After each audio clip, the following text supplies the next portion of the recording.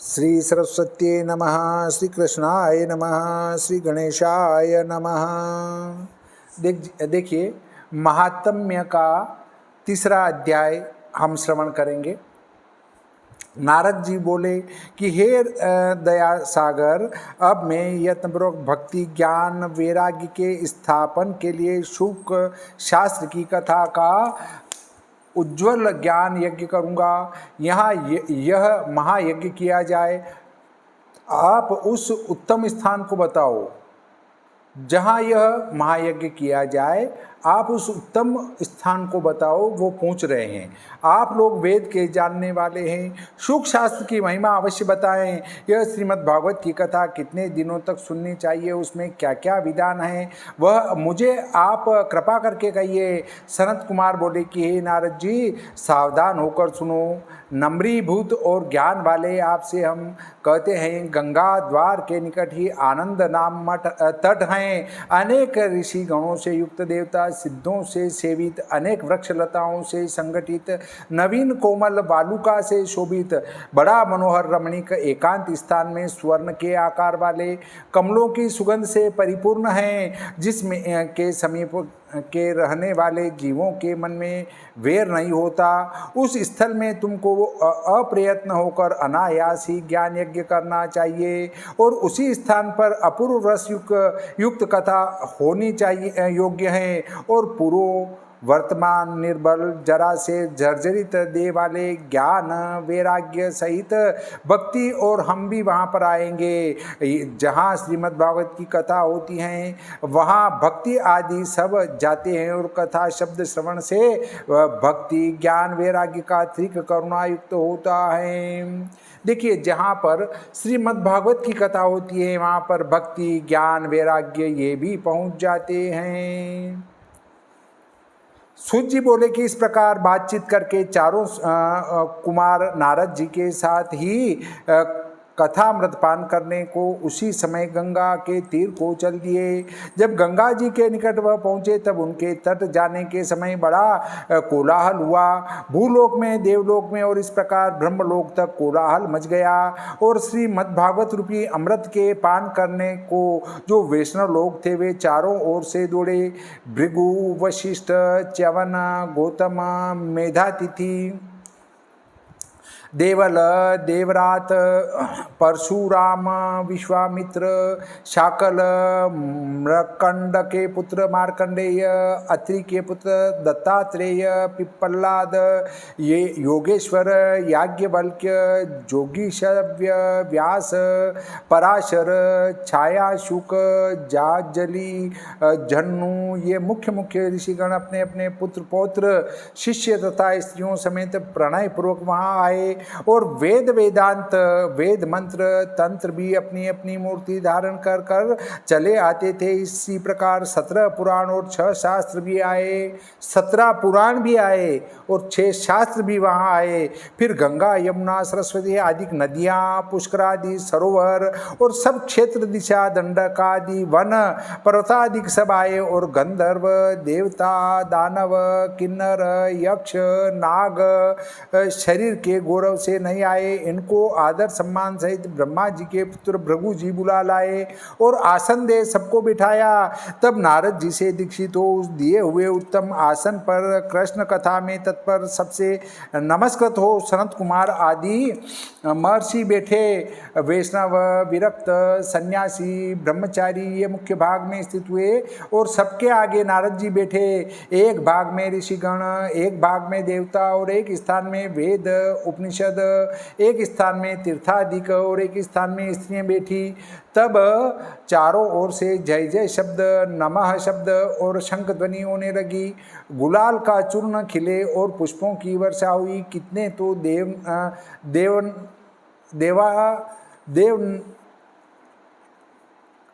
देवता विमानों बैठे आकाश से फूलों की वर्षा करने लगे और सब अपने अपने मनों में यह विचार कर रहे थे कि देखिए सनत कुमार जी कब कथा का आरंभ करें।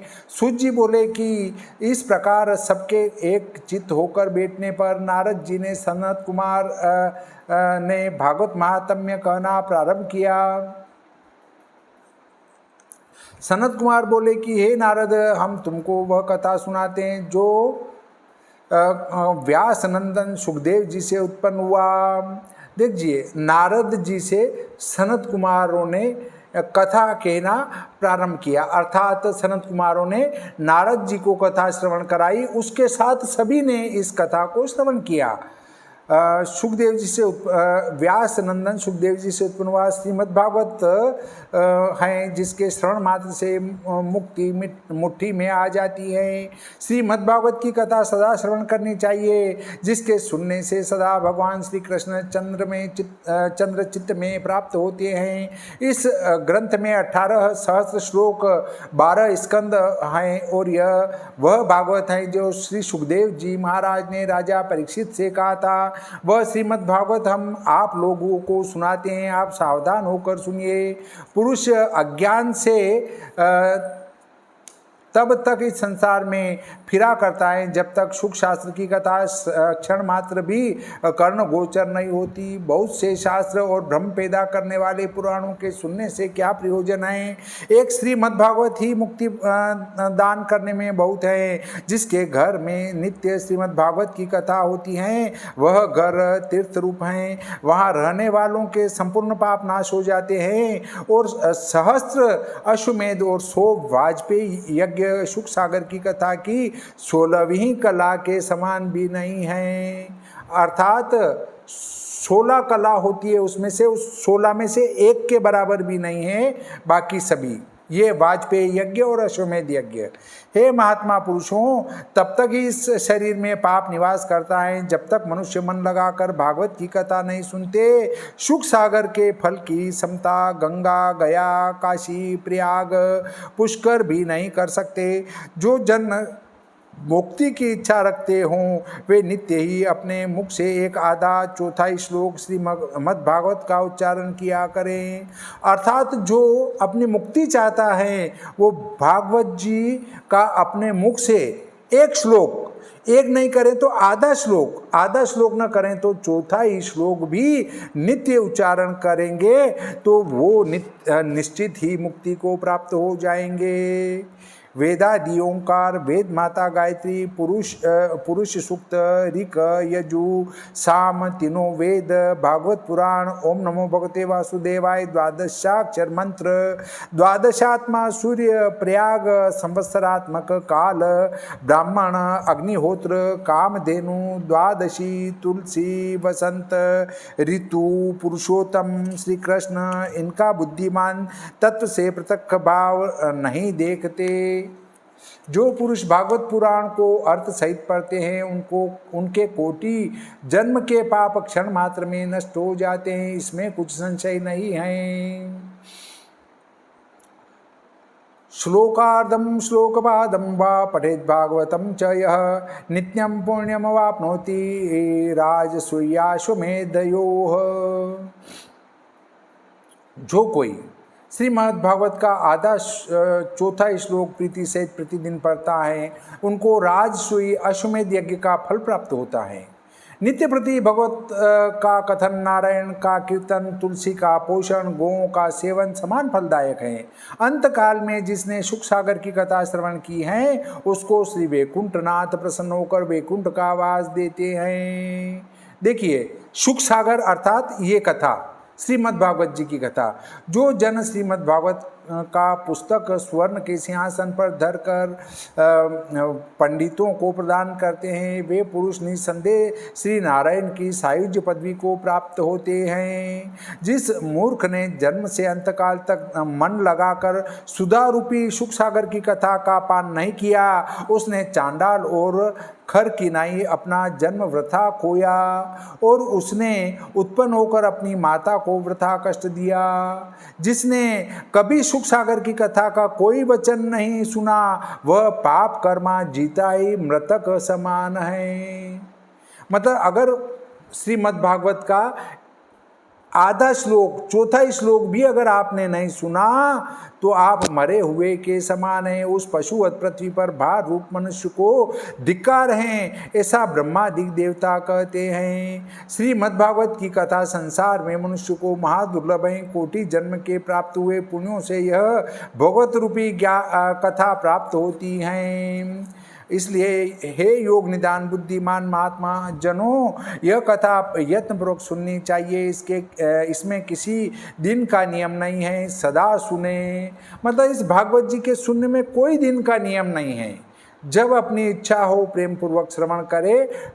सकाम प्रयोग अलग होगा, निष्काम अलग होगा। निष्काम भाव से आप श्रवण कर रहे हैं तो उसके लिए कोई नियम नहीं है। सत्य और ब्रह्मचर्य सहित यह कथा नित्य प्रति सुने। अशक्य होने से कलयुग में शुक आज्ञा से विशेषता कही। मनोवृत्तियों का जीतना, नियम आचरण दीक्षा करना, करने में अशक्य हो तो भी सप्ताह सुनना श्रेष्ठ है। नित्य श्रद्धापूर्वक माघ मास में कथा सुनने से जितना फल होता है वही फल सप्ताह पारायण के सुनने में होता है। मन के अजय होने से, रोग होने से, आयु का क्षय होने से और कलयुग के अनेक दोष होने से सप्ताह का सुनना बहुत श्रेष्ठ है। जो फल तप योग समाधि से नहीं होता वह फल अनायास सप्ताह के सुनने से होता है। मतलब जो फल तपस्या से, योग से और समाधि से नहीं मिलता वो केवल श्रीमद्भागवत जी के श्रवण से प्राप्त हो जाता है। यज्ञ से, व्रत से, दान से, पुण्य से, संयम से, नियम से, तप से, तीर्थों से सप्ताह यज्ञ नित्य बलवान है। योग से, समाधि से, ज्ञान से, ध्यान से श्रीमद्भागवत बलवान है। उसकी बलवत्ता को हम क्या कहें, यह सब के ऊपर अरर अरर करके गरजता है। जब तक भागवत नहीं सुना तब ही तक व्रताधिक हैं। इसके सुनने के उपरांत और कुछ नहीं, क्योंकि सब इसी के अंतर में सब आ जाते हैं। मतलब जितने व्रत पुण्य हैं वो सब श्रीमद् भागवत जी के अंदर आ जाते हैं। शौनक जी बोले कि हे महाभाग्य, बड़े आश्चर्य का कथानक वो सुनाया कि ज्ञान धर्मादिकों को तिरस्कार करके अब पर ब्रह्म का सूचक श्रीमद् भागवत पुराण मोक्ष को देने वाला है, उसे अवश्य सुनाओ। सूत जी बोले कि जब श्री कृष्णचंद्र आनंद कंद पृथ्वी को त्याग कर अपने धाम को जाने लगे उस समय एकादश स्कंद के कहे हुए ज्ञान को सुनकर उद्धव जी बोले कि हे भगवान, आप तो भक्तों का कार्य करके वैकुंठ लोक को जाते हो। मेरे मन में बड़ी चिंता है, उसको सुनकर मुझे समझा कर सुखी करो। यह महाघोर कलयुग आता है, इसमें बड़े बड़े दुष्ट और दुराचारी उत्पन्न होंगे। उनके संग से साधु संत भी जब उग्रता को प्राप्त होंगे तब यह गोरूप भूमि भाराक्रांत होकर किसका आश्रय करेगी। हे दीननाथ, तुम्हारे बिना इसका कोई रक्षक नहीं है। इसलिए हे भक्तवत्सल, हे अंतर्यामी, हे पुरुषोत्तम, सत्पुरुषों के ऊपर दया करके मत जाओ। हे आदि पुरुष अविनाशी, आप निराकार चिन्मय हो, तथापि अपने भक्तों के कारण सगुण रूप धारण किए हैं। तुम्हारे वियोग से तुम्हारे भक्त संसार में कैसे रहेंगे।